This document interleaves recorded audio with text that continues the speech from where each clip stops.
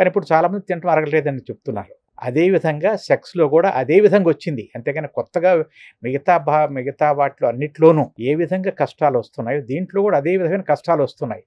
కాకపోతే ఇది బయటికి వెల్లడి కాలేదు కాబట్టి ఇబ్బందులొస్తున్నాయి. అంటే మీరిప్పుడు ఈ సెక్స్ ఇన్ఫర్మేషన్ చాలా ఉంది. గూగుల్‌లో, వికీపీడియాలో చదువుతున్నారు, తెలుసుకోవడానికి ఉంది.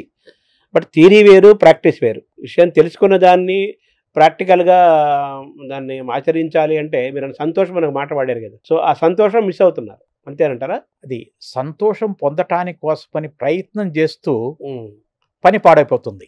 అదేనండి. ఆపరేషన్ సక్సెస్ పేషెంట్ డౌట్ లాగా. అట్లా కాదు. భోజన హోటల్‌లోకి పోయిన తర్వాత వండటానికి కోసమని అన్ని దినుసులు ఉన్నాయి. కానీ వంట చేత కావట్ల. అదే మంచి ఆకలితో ఎళ్ళాడు హోటల్‌కి. అక్కడ అన్ని ప్లేట్‌లో అన్నీ ఉన్నాయి. కానీ సరిగ్గా తినలేకపోతున్నాడు, అదించుకోలేకపోతున్నాడు. అటువంటిది. దానికి కారణం ఏమిటి? కారణం రావటం ఊహల్లో బతకటం. నిజాల్లో కాకుండా ఊహల్లో బతకటం. దాని గురించి ఏమీ అవగాహన లేదు. ఒకవేళ అవగాహన ఉన్నా గానీ ఊహల్లో. అంటే ఉదాహరణకి చాలామంది బ్లూ ఫిల్మ్ చూస్తారు.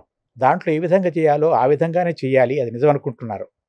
కానీ ఆ విధంగా చేయటం అసంభవమైన పని తెలుసుకోవట్లా. ఒక బాలయ్య బాబు గారి సినిమాలో చూస్తే 40 మందిని కొడతాడు. కానీ నిజ జీవితంలో మనం 40 మందిని కొట్టడానికి పోము.